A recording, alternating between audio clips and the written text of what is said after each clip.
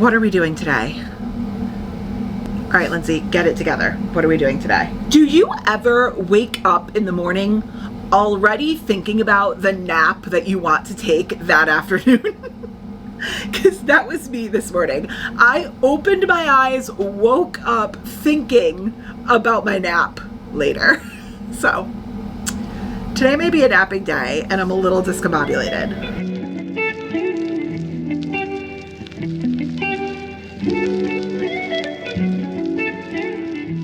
Hey guys, welcome back to another one. And this week we're going to do something really simple, but you guys really loved it when I did it last time, which was just our simple read-a-thon spin wheel that allows me to just pick very basic prompts and kind of bang out a bunch of books this week to get me ahead. I like doing this at the beginning of the month because with this wheel, it allows me sometimes to read like 5 books in a week, and I start out my month ahead and on a good note. So it's a good beginning of the month challenge, and I need one of those because I am in such a reading mood. So full disclosure, I actually wanted to start filming this video yesterday, but yesterday was my oldest son Dylan's 15th birthday.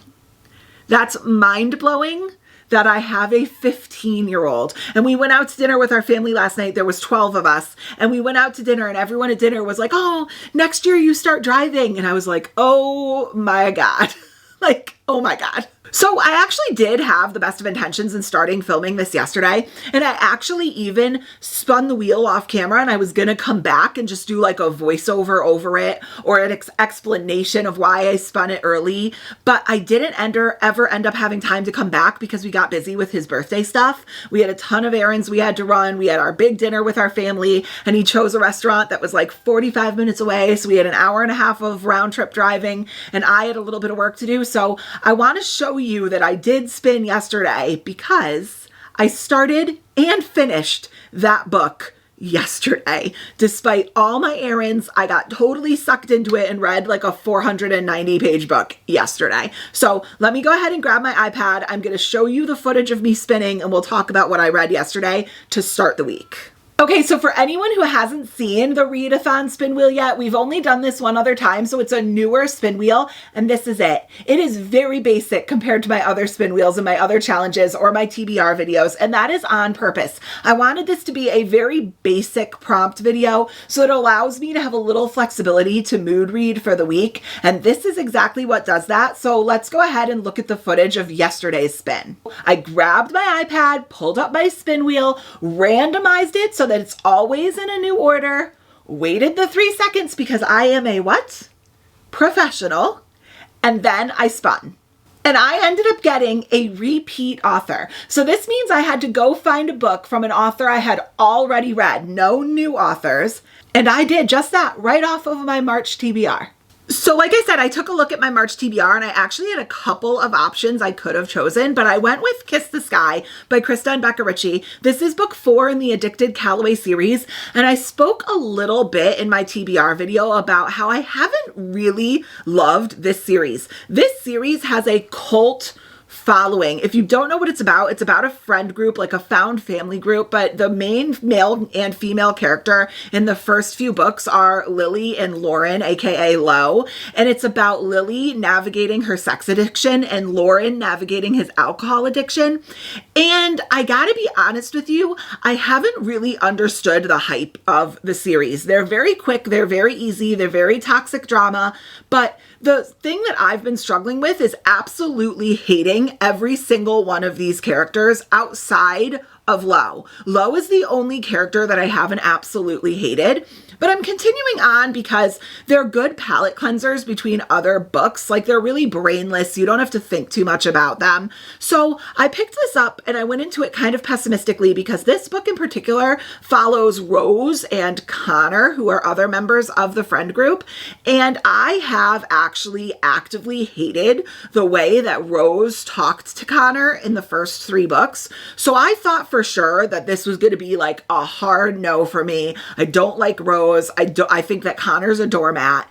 So imagine my surprise when I picked this up yesterday. I started it and finished the entire book in one day and gave it a 4-star. And I might even make the argument that Kiss the Sky might be my favorite book that I've read in the Addicted Calloway series so far. I totally understood Rose better. I thought that she definitely redeemed herself in this book. And Connor is absolutely not a doormat. I think what you saw behind the scenes when they were the main characters is that he gives as much as he gets from her. So he gives it right back to her, and the banter was really good. I liked this. And now I don't think I fully understand the hype. Is this the greatest thing I've ever read? Absolutely not. Not even close. Thank you, Furnace. The Furnace agrees. The battle continues. But am I kind of inching closer to understanding why people find this to be a cult favorite? Sure. If the rest of the series is written, how rude to interrupt me constantly this way. Let's try that again. If the rest of the series is written in the same format and style as Kiss the Sky, I think that the rest of the series will be on an upward trajectory for me. So that is one book down already for this week. Monday, finished a book. So now we have to spin our wheel again. Let's see a free pick is always good. What is the one that I'm really not feeling? Normally I would say I wouldn't want a greater than 500-page book, but at the same time, I read 490 pages yesterday. So I think that's just a testament to, like, if it's the right book, it's not as hard. So let's just spin and see what we get. Oh, a color spin. Okay, my battery is gonna die. Let me go change my battery and we'll come back for our color spin. I keep saying that I have to get better about checking my battery before I press record, but full disclosure, I keep my camera kind of attached to my tripod even when I'm not filming. So when I'm ready to film, I just pick up my tripod, I put it in the filming location, press record, and go for it. And I never check my battery. I gotta get better about doing that, and I will. Anyways, we got a color spin.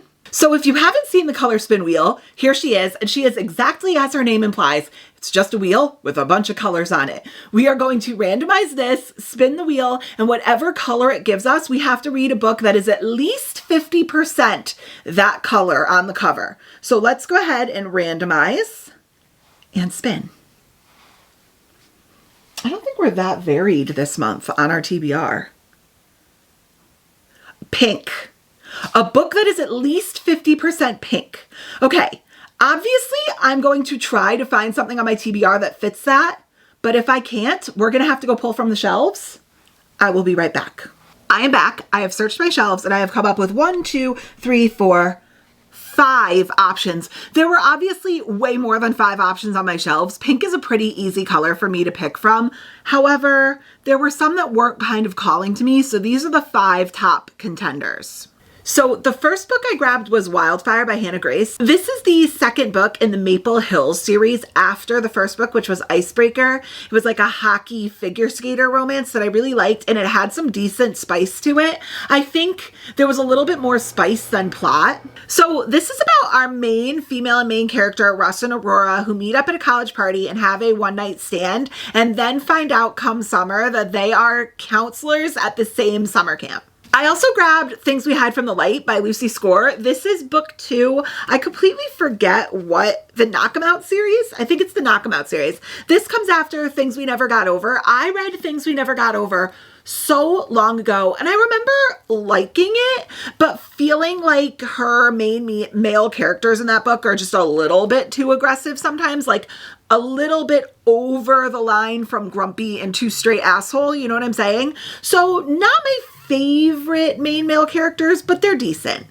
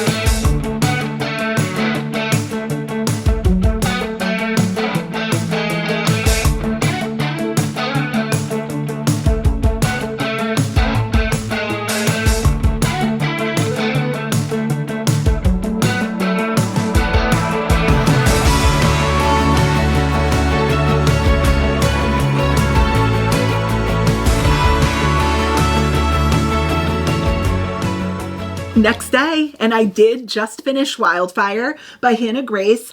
I liked this. I'm giving this a 3.75 stars. Was it like the greatest thing, the greatest romance I've ever read? No, it wasn't, but it was cute. And I did also read Icebreaker by her, and I'm going to be, I think, in the minority of people that actually slightly preferred Icebreaker to this. They're kind of like different in different ways. So I think that Icebreaker had less plot. It was kind of more smut, less plot for me. This had more plot, which I really liked. And I really liked the location of this at a summer camp. I thought that was cool. However, with that being said, this was a very interesting setting that almost cringed me out sometimes because it did take place at a summer camp that catered to very young children. Like Russ and Aurora's group of kids, I think were like between 8 and 10.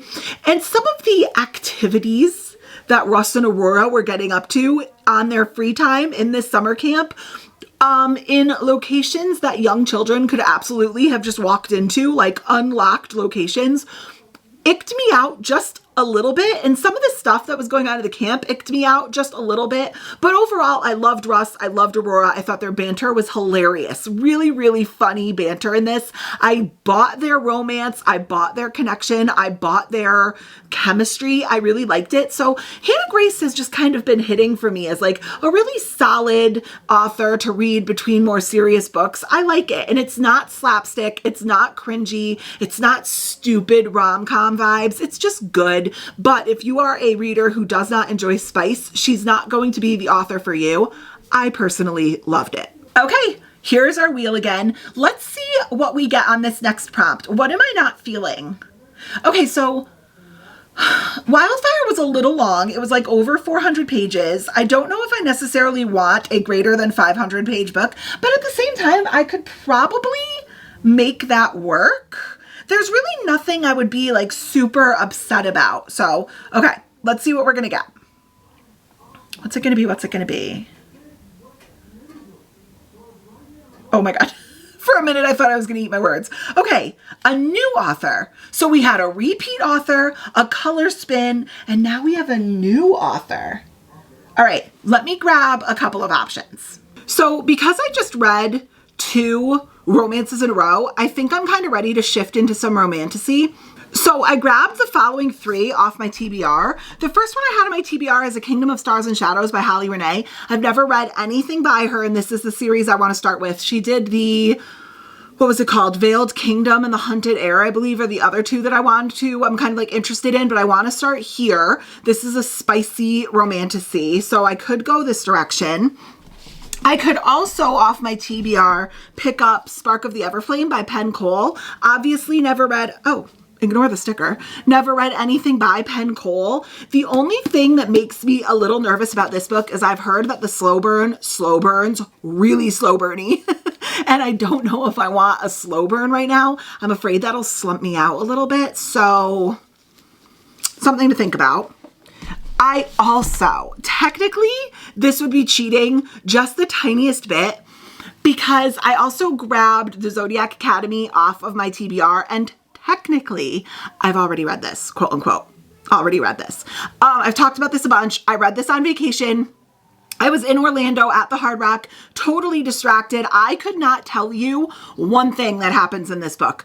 I do not remember reading this book. I don't remember anything about it. And this was the only book I've ever read by the Twisted Sisters. So I've never picked up any of their other works. So I would count this as a quote new author, even though technically you could catch me on a technicality that I supposedly read this, but could not tell you a thing about it. I think my brain was so numb after being in the theme parks for 2 weeks and reading it by the pool where I was watching my kids to make sure everything was good and safe and together. I physically read this, but did not absorb a damn thing. However, also taking a look at my Kindle Unlimited library, and it's basically 20 books, my full library of new to me authors. So I have Captive of Wolves by Eva Chase, a little Omega First action.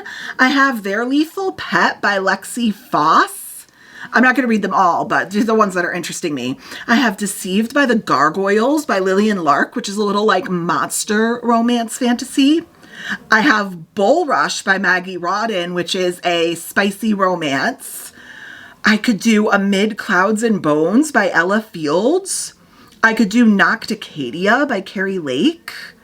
And then the other one that's calling to me is also on my TBR this month, and it's God of Malice by Rena Ken, which is a dark romance. So I don't know that I'm necessarily feeling that because I did just read some romances back to back. So let's narrow it down to like my top 4. Okay, so after looking at the short list I had, here are my 4 options. Zodiac Academy, Kingdom of Stars and Shadows, Deceived by the Gargoyles, and Their Lethal Pet. These are all new to me authors, and I read each of the synopses of each of the books I said, and these were the 4 that were kind of calling to me the most. This is a really hard decision. Okay. I think I'm going to cut Deceived by the Gargoyles. I'm super in the mood for a monster romance, but I can hold off on that one a little bit. The other 2, the Twisted Sisters and the Holly Renee, are on my TBR, and then Their Lethal Pet is just a book that came to my attention. It's like a reverse harem, why choose? And it's just kind of calling to me. Let me read the synopsis. Okay, the little like short AI synopsis is: a defiant human female must evade monstrous suitors on Monsters Night while resisting the allure of 3 powerful nightmare fae determined to claim her. It's 510 pages. So I technically could save that for an over 500 page prompt. That would probably strategically be the smart thing to do. Okay, I think that's what I'm going to do. If that prompt were to come up in any more of our spins this week, I know our lethal or Their Lethal Pet could be the option at 510 pages. So we're going to eliminate that one purely strategically.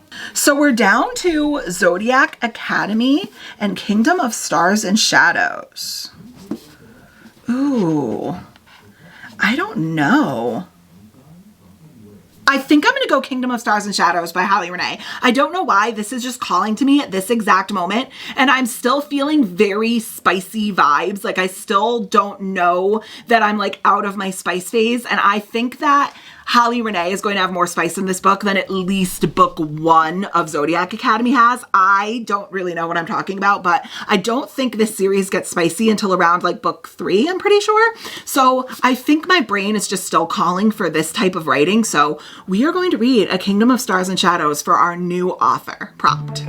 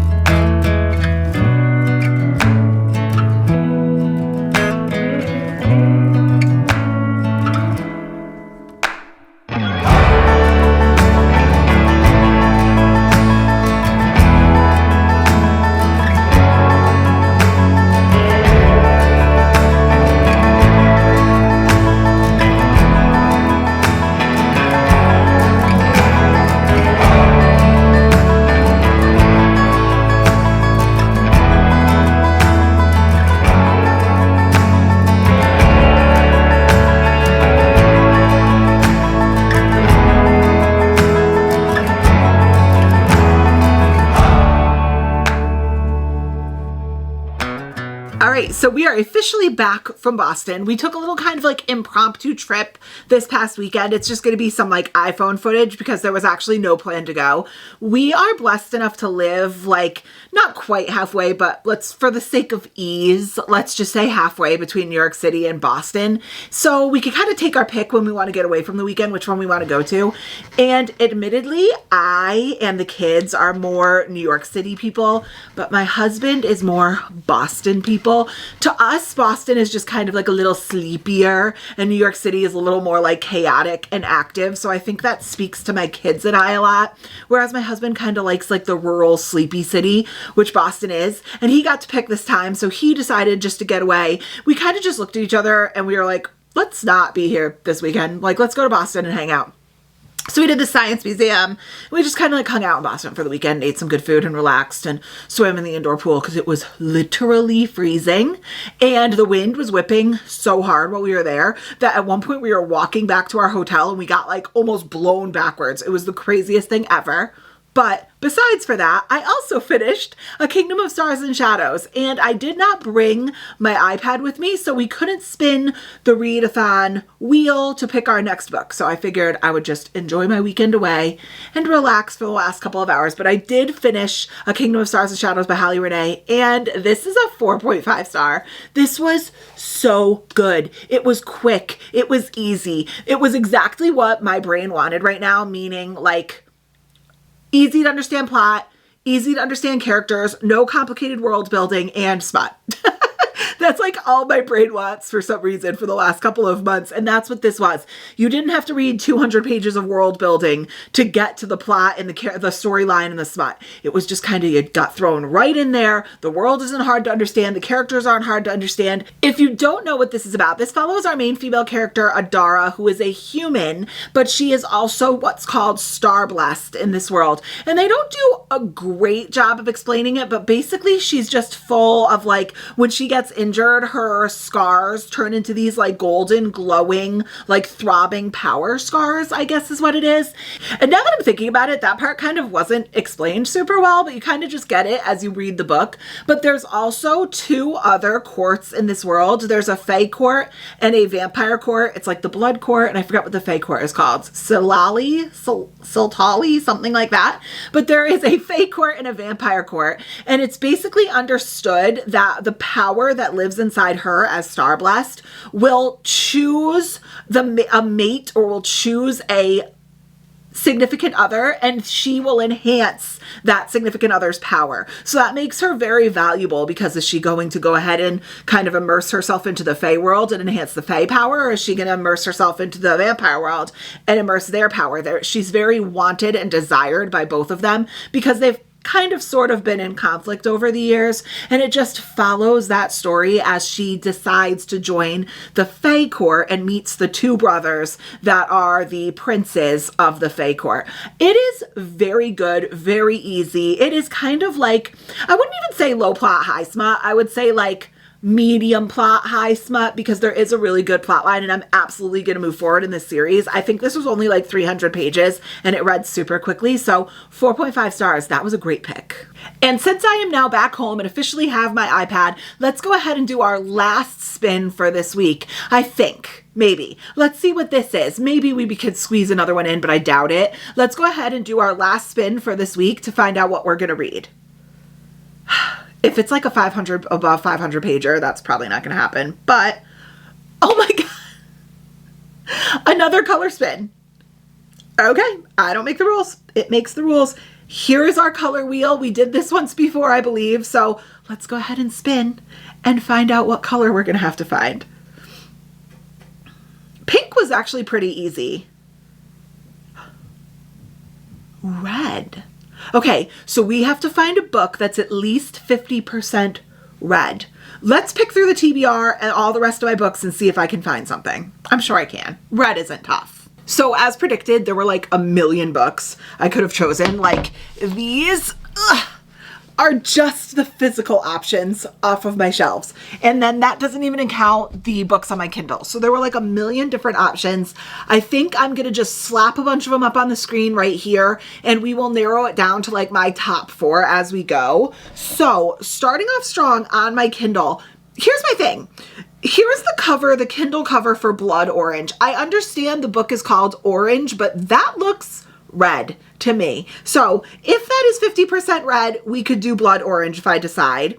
We could also do The Marionettes by Katie Wismer. We could also do Apprentice to the Villain, which is book 2 in this series by Hannah Nicole Marer. We could do Silver Nitrate by Sylvia Moreno Garcia. And then for my physical books off my shelves, I grabbed Yours Truly. This is book 2 after Part of Your World by Abby Jimenez.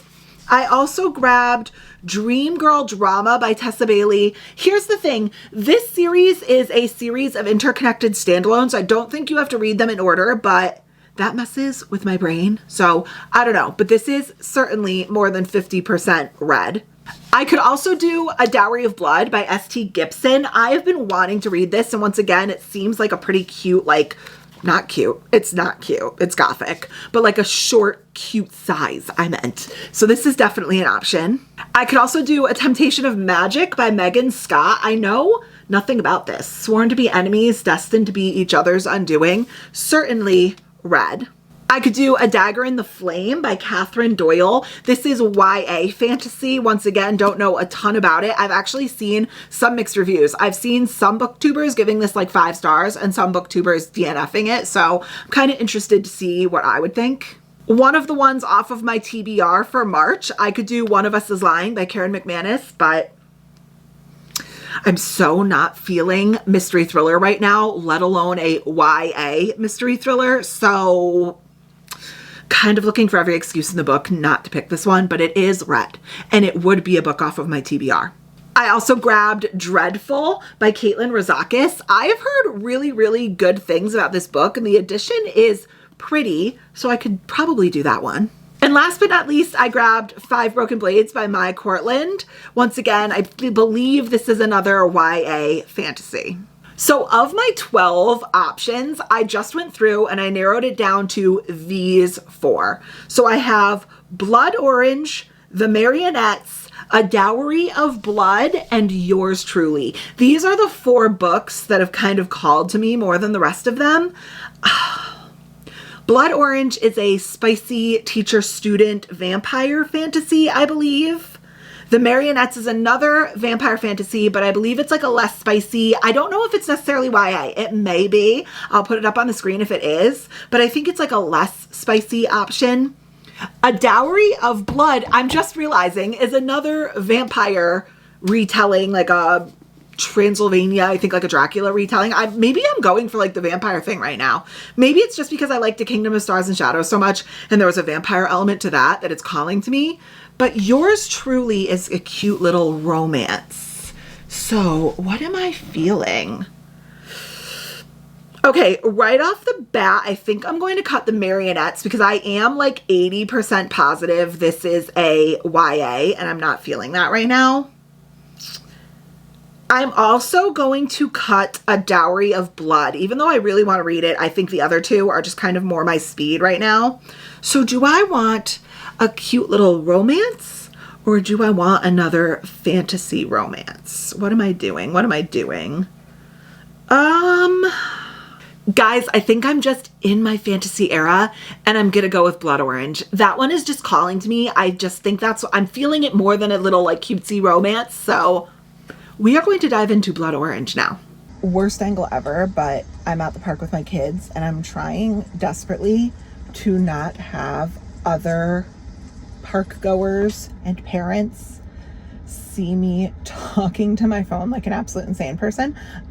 So I'm sitting here reading Blood Orange. I'm only literally like 14% of the way in, but the first couple chapters of this book, crazy, so crazy, but so good. I'm gonna hesitate giving like a synopsis at the moment because I don't know if it's gonna end up being spoilery, but our main male character in true Dracula retelling fashion just found out that at the age of 35 he transitioned from being what he thought was just a regular old human to a vampire.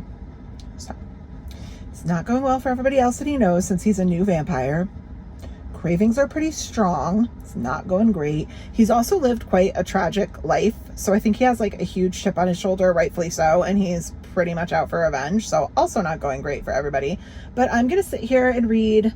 My one son is playing basketball right next to me with a bunch of his friends. And my other son is around the park somewhere. He brought his electric scooter and he's riding around. So I haven't seen him in a little bit, but this park happens. It's like the best park ever. And it happens to be a circle. So he'll eventually come back around. So yeah, I'm going to keep reading. I'm going to see if I can do like an actual time lapse in the car on my phone, but filming in the car around literally like 30 people right now is a little intimidating. So we shall see.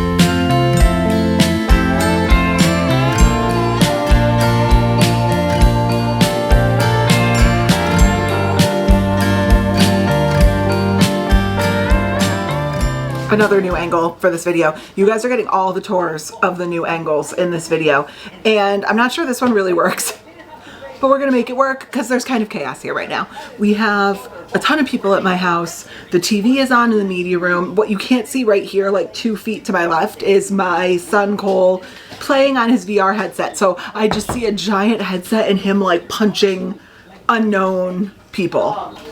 My son has his 3D printer running in the background, so there's a ton of stuff going on, and it is what it is. And on top of that, just took a sip of my soda, and it tastes weird. I don't know what the deal is with that. We're gonna switch to tea. So sippy sip. Always comes in clutch. Okay, let's talk about my reading in the last few days, because I actually haven't filmed in like a little over 48 hours, but I have been making progress. So in the last 48 hours, I have finished 2 books. I did go ahead and finish Blood Orange for our read-a-thon, and this was so good. So good. You know what? Let me go and mute the TV just in case it's loud. He's playing VR. He's not even listening to it anyway, so I don't really even know why it's on. But I did finish Blood Orange, and this was so good. The writing was excellent. The banter was excellent. I love how many ways they tied in Bram Stoker and Dracula into this book. I found it almost like, I don't want to say like historically accurate, because it's obviously not historical, but it is historically fictionally accurate, which is great. She kept so much of Bram Stoker's version of Dracula, but she also very pointedly led the reader to where our main male character, who was the character that Dracula was based off of, didn't agree with Bram Stoker. I honestly can't say enough about this book. The characters were written excellently. There was very little world building, but the amount of world building they did do was so cool. It had like a dark academia element because he was her professor in this book. It was just, there was a little bit of suspense. I did think there were some parts that could have been developed like plot-wise just a little bit more, but I'm not judging it too harshly because of that, because this is a duology. This was Blood Orange. I think the next one is Black Sunshine, if I remember correctly. And I'm hoping that that was purposely done and that those plot holes or plot points will come more into effect in the second book, Black Sunshine. So I'm not going to hate on it too much. And I love that this is just like simply a duology, not a 20-book series. So I love it. And without further ado, what was my rating? Because I think it's fairly obvious. I am going to continue into Black Sunshine. So, okay, my rating. I gave this a 4.5 stars. And for so much of this book, I was like, is this a 5-star book? This may be a 5-star book. And then a little thing, like a couple of things happened in the plot, or a couple of cringy banter happened, or one thing that I did kind of knock it down a point for was that I am a smut reader. I love the smut, but the smut got a little bit repetitive. Like there was a lot of it, and writing an intense amount or an intense quantity of smut scenes is challenging. And I know this sounds silly. We're not going to get into like a technical aspect of writing smut, right? But there is, just like there's a technical aspect to writing anything else, banter, dialogue, you know, world building. There's a technical element to writing smut. And if you are going to be writing a vast quantity of many different spicy scenes, you do have to have kind of like a catalog of different things, you know, or else it just becomes like 20 spicy scenes in a book that all kind of blend into one another and feel the same. And you're repeating phrases and you're repeating words and you're repeating actions. And it did just kind of like get a little like, we've seen this before. And then what happens is if you start finding yourself getting a little bored with the repetitiveness of the scene, it starts becoming a bit gratuitous feeling and less entertaining. And that did happen a little bit with this one. So I knocked it down a little bit, and I'm going to end up settling it on a 4.5, but I'm so excited. I honestly loved Karina Holly's writing style so much that I'm going to go ahead and explore like her backlist and things that she has coming out, because I really think that her writing speaks to me.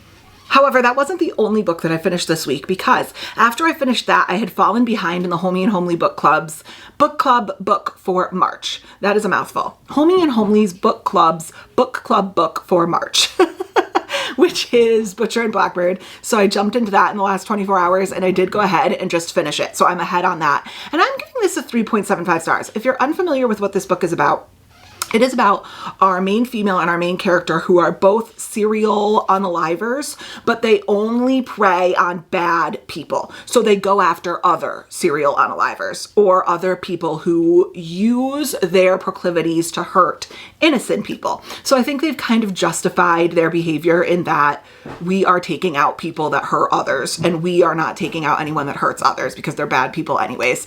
And it's a cute little spicy love story between them. They've basically set up this little competition where they meet once a year and they have like one particular target and they see who could get to them first.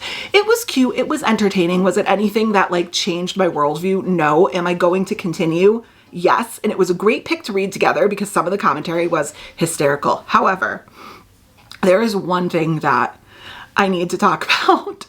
And if Cheyenne is watching this video, I hope like we spent days talking about this, and we have now ruined a children's classic movie for each other. If you listen to the audiobook of Butcher and Blackbird, the main male character is Irish in this book, but in the accent in the audiobook, if you listen to it at regular speed, is clearly Irish. However, I listen to my audiobooks at like 1.8 to 2.25x speed. And when you sped it up, the Irish accent kind of like blended into some obscure Irish/Scottish accent when it was sped up. And I could not stop picturing Shrek in my mind. He sounded sped up so much like Shrek.